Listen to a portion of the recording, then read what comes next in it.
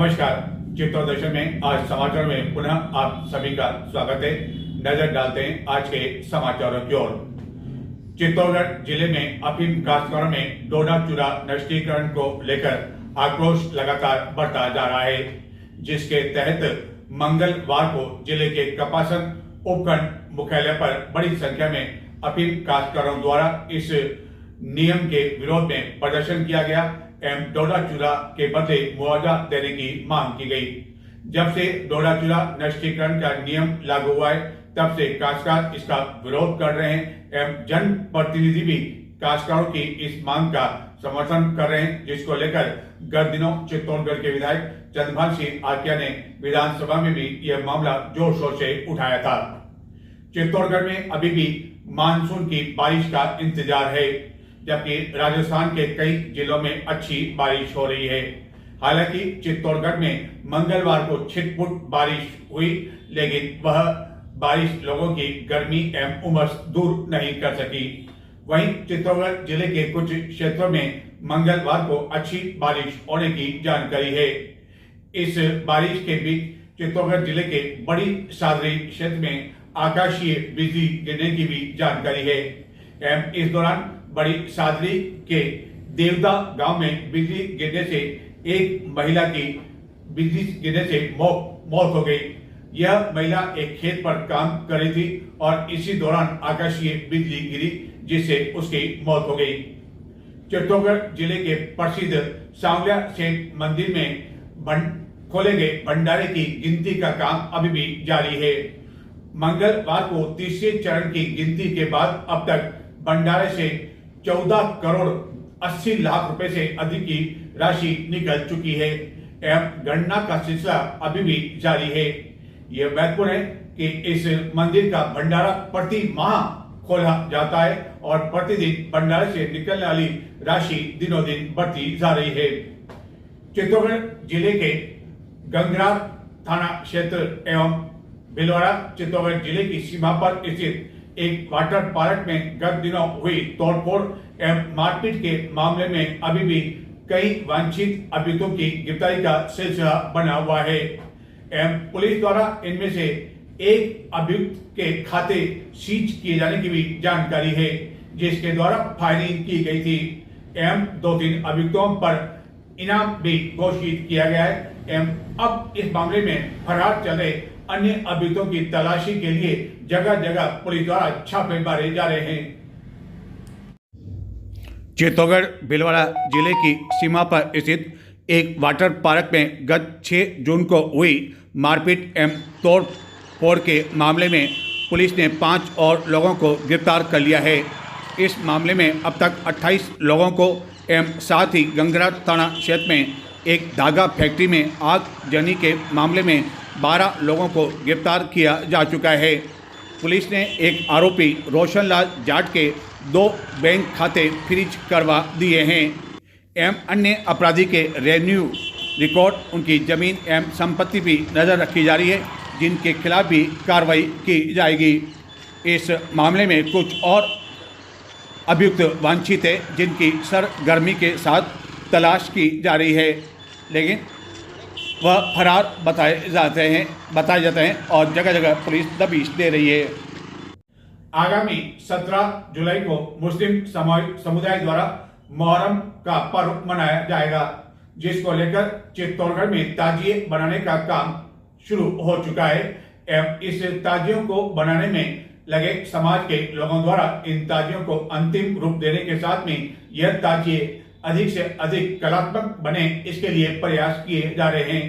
हालांकि गत वर्ष के मुकाबले इस वर्ष इन ताजियों को बनाने के लिए जो सामग्री काम में लाई जाती है वह भी महंगी हो चुकी है। नया इस्लामिक साल शुरू हो चुका है एवं गत 6 जून को चांद भी नजर आ चुका है, जिसके बाद मुहर्रम की तैयारी नगर में परवान पर है और इसके लिए कलात्मक आकर्षक ताजिए बनाए जाने का काम किया जा रहा है। चित्तौड़गढ़ में इमामवाड़ा, लोहार मौला एवं दुर्ग से मुहर्रम पर ताजिए निकाले जाते हैं। यह ताजिए नगर के मुख्य मार्गों से गुजरते हुए सबसे पहले गांधी चौक पहुंचते हैं, जहां इनका कुछ देर के लिए मुकाम होता है एवं सलामी की रस्म अदा की जाती है। इस दौरान अखाड़ा प्रदर्शन भी किया जाता है, जबकि मुहर्रम से एक दिन पहले इमामवाड़ा एवं लोहार मौला के ताजिए निकलते हैं, जो कि रात भर विभिन्न मार्गों से गुजरते हुए पुनः अपने गंतव्य स्थान पर पहुंच जाते हैं। इस वर्ष गत वर्ष के मुकाबले इन ताजियों को बनाने वाली सामग्री काफ़ी अधिक महंगी होने की वजह से ताजियों पर भी इसका असर पड़ा है। कागजी सजावटी सामान बांस महंगा होने से ताजिए की कीमत बढ़ गई है एवं इन ताजियों को बनाने वाले कारीगर जो कि मुस्लिम समाज के लोग ही होते हैं, उनका कहना है कि रंगीन कागज़ 70 की जगह 110, बांस 160 की जगह 200, सजावटी सामान 200 की जगह 350 हो गया है। मुहर्रम सिर्फ मुस्लिम समाज ही नहीं बल्कि सभी धर्मों के लिए प्रेरणादायी है। मुहर्रम से पैगाम ए हक का संदेश मिलता है। इंसानियत की आवाज़ बुलंद करने व दिलों से मोहब्बत करने का पैगाम भी मिलता है। शहर काजी के अनुसार मुहर्रम खुशियों का त्यौहार नहीं बल्कि मातम और शौक मनाने का महीना है। इसलिए इस दिन हुसैन, उनके परिवार और दोस्तों की शहादत को याद करते हैं। नजर डालते हैं कुछ और समाचारों की ओर, लेकिन उससे पहले लेते हैं छोटा सा ब्रेक, और ब्रेक के बाद आपको दिखाएंगे कि आखिरकार चित्तौड़गढ़ के विधायक की पहल लाने लगी है रंग, और गंभीरी नदी का स्वरूप आने लगा है पुनः अपने पूर्व के बदलाव में, और भी बहुत कुछ, लेकिन एक छोटे से ब्रेक के बाद।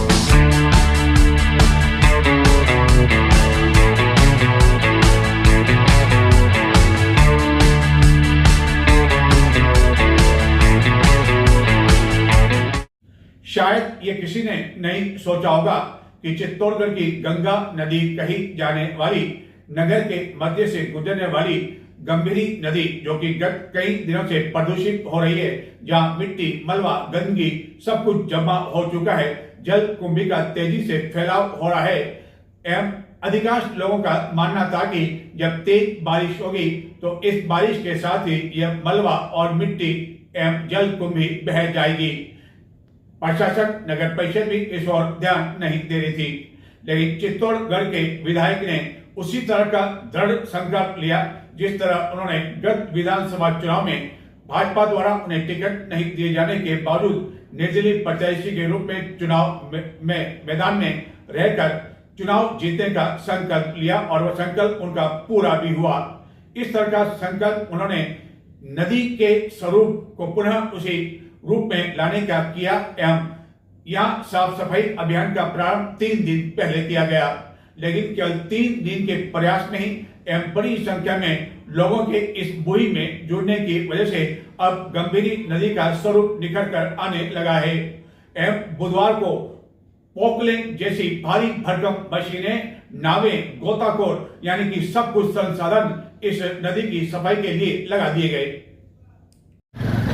चित्तौड़गढ़ नगर के मध्य से गुजर रही गंभीरी नदी, जो कि गत कई दिनों से प्रदूषित होने के बावजूद जिला प्रशासन एवं नगर परिषद द्वारा इस ओर ध्यान नहीं दिए जाने पर चित्तौड़गढ़ के विधायक चंद्रभान सिंह आकिया द्वारा जन सहयोग से इस नदी को साफ करने का जो बीड़ा उठाया गया, उस अभियान के तहत तीसरे दिन विधायक की अपील पर नदी में बड़ी बड़ी पोकलैंड जैसी मशीनों को उतारने के बाद इस अभियान को जहां और गति मिली, वहीं भोई खेड़ा के कई गोताखोर को भी इस कार्य में लगाया गया। नगर के मध्य से बहकर गुजरने वाली गंभीरी नदी के गत कई दिनों से प्रदूषित होने, तेजी से फैलते जल कुंभी, मलबा, गंदगी आदि के कारण, बदबू के कारण लोगों का इस नदी के समीप से गुजरना तक मुश्किल हो रहा था। आखिरकार इस स्थिति के बीच चित्तौड़गढ़ के विधायक चंद्रभान सिंह आज्ञा ने गत शनिवार को स्वच्छ भारत मिशन के तहत गंभीरी नदी की सफाई करने का बीड़ा उठाया एवं जन सहयोग से इस कार्य में आगे आने की अपील की। वहीं स्वयं विधायक भी श्रमदान करते हुए देखे गए, जिसके कारण कार्यकर्ताओं एवं आम जन में जोश आ गया। अभियान से पूर्व ऐसा लग रहा था कि यह कार्य काफ़ी अधिक चुनौतीपूर्ण है एवं पानी के तेज बहाव के बिना इस नदी की सफाई होना संभव नहीं है, लेकिन कुछ कर गुजरने की तमन्ना लिए आकिया ने अभियान के पहले दिन 1 घंटे से भी अधिक समय तक नदी में मौजूद कई लोगों के साथ श्रमदान करते हुए नदी में पानी के बहाव के साथ आई मिट्टी एवं गंदगी को तगारियों से जब बाहर निकालना शुरू किया तो अभियान के तीसरे दिन मंगलवार को गंभीरी नदी का स्वरूप निखर कर सामने आने लगा, जिसके बाद आकिया ने कहा कि इसी सप्ताह यह कार्य लगभग पूर्ण कर लिया जाएगा। अभियान के तीसरे दिन सोशल मीडिया के व्हाट्सएप ग्रुप आज़ाद परिजा के सदस्यों, सूक्ष्म सेवा संस्थान, कीर समाज के युवा संगठन एवं पदाधिकारियों कार्यकर्ताओं ने श्रमदान कर गंभीरी नदी की सफाई में सहयोग प्रदान किया। इस दौरान विधायक आकिया की पहल पर आम जन एवं सामाजिक सेवा संगठनों के साथ ही युवा मार्बल उद्यमी राजेश ईनानी द्वारा अन्य कई स्वयंसेवी संस्था, कंस्ट्रक्शन कंपनियों द्वारा Auckland machine, dumper, tractor, cutting machine, JCB एवं अन्य उपयोगी संसाधन उपलब्ध कराए गए।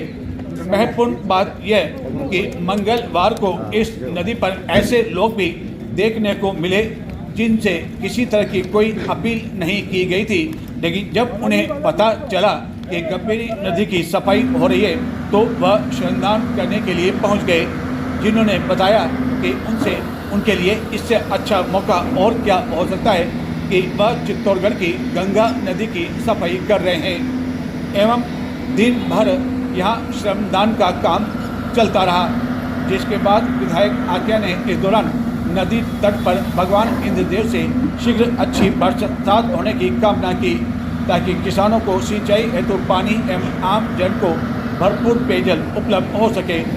लगभग 8 वर्ष पहले बड़े पैमाने पर इस गंभीरी नदी की सफाई कार्य में महत्वपूर्ण योगदान देने वाले युवा मार्बल उद्यमी राजेश ईनानी ने भी माना कि इस वर्ष इस नदी की सफाई और वह भी जुलाई महीने में करना एक चुनौती थी, लेकिन आखिरकार लग रहा है कि यह कार्य अब कुछ दिनों में ही संपन्न होकर रह जाएगा। मंगलवार को सफाई अभियान के दौरान गंभीरी नदी के दूसरे छोर पर एनी कट के समीप लगी पट्टियों को भी हटाकर पानी के बहाव के साथ गंदगी को हटाने का काम भी किया गया। गंभीरी पुलिया से गुजरने वाले कई लोग दिन भर इस दृश्य को देखने में लगे रहे। इस अभियान के दौरान कई गोताखोरों आदि को जब नदी में काफ़ी गिल्ली मिट्टी एवं मलबा होने की वजह से सफाई करने में परेशानी आ रही थी, तो इस परेशानी को देखते हुए विधायक आकिया द्वारा तत्काल बड़ी संख्या में जुटे। शनिवार से अभियान प्रारंभ हुआ, आज मंगलवार। लगता था कि क्या 3-4 दिनों में ये सब साकार हो पाएगा? 3-4 दिन में नहीं, ये लंबा अभियान है और लंबे अभियान के तहत ज़्यादा बारिश हो उससे पहले इस नदी की पूरी हम सफाई कर लें, इसलिए पूरे शहर के सभी समाज सेवी संस्थाएं, शहर के सभी जिम्मेदार जनप्रतिनिधि और सभी लोग मिलकर, कोई पर्टिकुलरली एक आदमी का काम कोई संभव नहीं है, सब लोग मिलकर इसकी सफाई कर रहे हैं। सभी संस्थाओं को भी धन्यवाद दूं और बहुत से उद्योगपति हैं, मार्बल व्यवसायी हैं, वो उन लोगों को भी धन्यवाद दूं कि बड़े बड़े जो ग्रुप हैं वो आगे आकर इसमें कोई LNT, कोई JCB, कोई साफ सफाई, सब तरह के जो काम करें उन सब लोगों को मैं धन्यवाद देना चाहता हूं। और हमारे काफ़ी युवा साथी हैं, सभी पार्षद हैं, पूर्व पार्षद हैं या काफ़ी जनप्रतिनिधि हैं, उनको भी धन्यवाद देना चाहता हूँ। इस सफाई का अभियान में सब लोग भाग लेकर इसको जल्दी से जल्दी सफाई करके इस शहर की जो गंगा मानी जाने वाली जो गंभीरी नदी है उसकी साफ सफाई हम लोग कर रहे हैं। आपने कहा कि 7-8 दिन लगे, समय लगेगा, कोई और अधिक दिन समय लगता है, लेकिन लगता है कि 3-4 दिन में जो स्वरूप निखरा है, ये सब आखिरकार संभव कैसे हो पाया? सप्ताह भर में इसको करीब करीब कंप्लीट कर लेंगे, और भी अगर हल्का फुल्का बच्चा तो आगे भी हम उसको कंप्लीट करने की कोशिश करके उसको कंप्लीट कर लेंगे। आपने कहा LNT भी आई, सभी संस्थाओं का सहयोग भी मिल रहा है, संगठनों का सहयोग मिल रहा है, तो सवाल ये उठता है कि आखिरकार ये पहले क्यों नहीं, जिसकी जिम्मेदारी थी उन्होंने पल्ला क्यों झाड़ा? जिन लोगों की जिम्मेदारी थी, जो लोग यहाँ बैठे थे, उन लोगों ने इतने साल साफ सफाई नहीं कर पाए, और मैं आज मेरे जनप्रतिनिधियों को, मेरे सभी कार्यकर्ताओं को धन्यवाद देना चाहता हूँ। उन लोगों ने ये जिम्मा उठाया और वो लोग सब मिलकर साफ सफाई कर रहे हैं। चित्तौड़गढ़ नगर में इन दिनों जामुन की बिक्री जोरों पर है। यह जामुन इन दिनों यानी कि बारिश के मौसम में अमूमन बिक्री के लिए आते हैं, लेकिन जामुन के कई तरह के फायदे भी हैं। बताते हैं हम आपको जामुन के फायदे, वहीं जामुन अधिक खाने से नुकसान भी हो सकता है। बताते हैं हकीकत जामुन के क्या फायदे हैं, क्या है नुकसान। वर्षा काल प्रारंभ हो चुका है और इन दिनों चित्तौड़गढ़ के बाजार में जामुन की आवक अचानक बढ़ गई है। विभिन्न किस्मों के खट्टे मीठे जामुन लोगों को अपनी ओर आकर्षित कर रहे हैं। दरअसल जो भी जामुन इन दिनों बाजार में आ रहे हैं, वे पूर्वजों के द्वारा लगाए गए जामुन के पेड़ों के फल हैं, क्योंकि जामुन की मांग इन दिनों तुलना में आपूर्ति कम होने से भाव में भी उछाल है और व्यावसायिक रूप से जामुन की खेती करने के मामले अब कम सामने आने लगे हैं। इस कारण पूर्व में पूर्वजों द्वारा जो जामुन के पेड़ लगाए गए, उसके फल जो है इन दिनों आ रहे हैं और वही फल उन पूर्वजों के सदस्य बाजार में बेचने के लिए आ रहे हैं। जामुन को एक गुणकारी फल माना जाता है। इसका गुद्दा और गुठली दोनों ही स्वास्थ्य के लिए लाभप्रद माना जाता है। 20-25 साल पहले गांव में लोग खेत में या जल स्रोत के पास जामुन के पेड़ लगा देते थे। उन्हीं पेड़ों के जामुन अब बाजार में बिकने के लिए आ रहे हैं, क्योंकि नई पीढ़ी के जो काश्तकार हैं, उनका जामुन के प्रति रुझान कम है।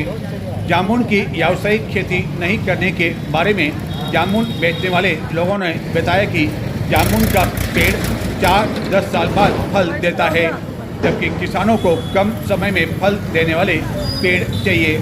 अमरूद सीताफल में नई तकनीक के प्रयोग से अब कम समय में फल देने वाली किस्में आने से सुधार हुआ है, लेकिन जामुन में ऐसा हो नहीं पाया है। जामुन का एक पेड़ 25-30 साल तक फल देता है। जामुन की गुठली का पाउडर मधुमेह रोगियों के लिए लाभप्रद माना जाता है एवं अमरूद के आयुर्वेद में कई उपयोग बताए गए हैं।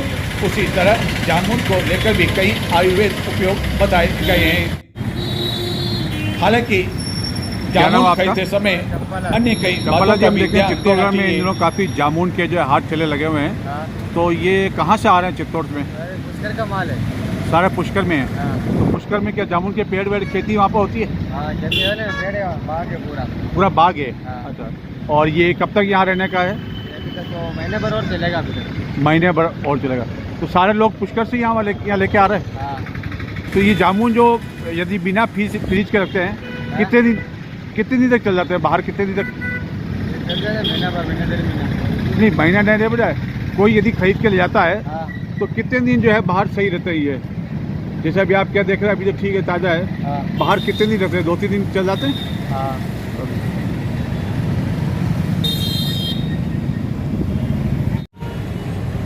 जामुन खाने से पेट से जुड़ी कई तरह की समस्याएं भी दूर हो जाती है। मधुमेह के रोगियों के लिए जामुन एक रामबाण उपाय है। जामुन के बीज सुखाकर पीस लें। इस पाउडर को खाने से भी मधुमेह में काफ़ी फायदा होता है। मधुमेह के अलावा इसमें ऐसे कई तत्व हैं जो कैंसर से बचाव के कारगर होते हैं। इसके अलावा पथरी की रोक थोक में भी यह बचाव में काम आता है। इसके बीज को बारीक पीसकर पानी या दही के साथ लेना चाहिए, लेकिन यह सब कुछ बिना किसी चिकित्सक की सलाह के बिना नहीं किया जाना चाहिए। खूनी दस्त होने पर भी जामुन के बीज बहुत फायदेमंद साबित होते हैं। दांत और मसूड़ों से जुड़ी कई समस्याओं के समाधान में भी जामुन विशेष तौर पर फायदेमंद होता है। इसके मंजन करने से दांत और मसूड़े स्वस्थ रहते हैं, क्योंकि जामुन में कार्बोहाइड्रेट, फाइबर, कैल्शियम, आयरन आदि होता है। यानी कि कई समस्याओं के समाधान में जामुन विशेष तौर पर फायदेमंद होता है और इन दिनों इसकी बिक्री जोरों पर है। तो ये थे आज के समाचार। अब मुझे आगे दें, आपकी और हमारी मुलाकात होगी अब 10 जुलाई बुधवार, और 10 जुलाई को राजस्थान का बजट भी आने वाला है। इस बजट से पहले चित्तौड़गढ़ के विधायक ने इस बजट को लेकर क्या कहा, देखते हैं उनकी यह संक्षिप्त प्रतिक्रिया और मुझे दें आज्ञा।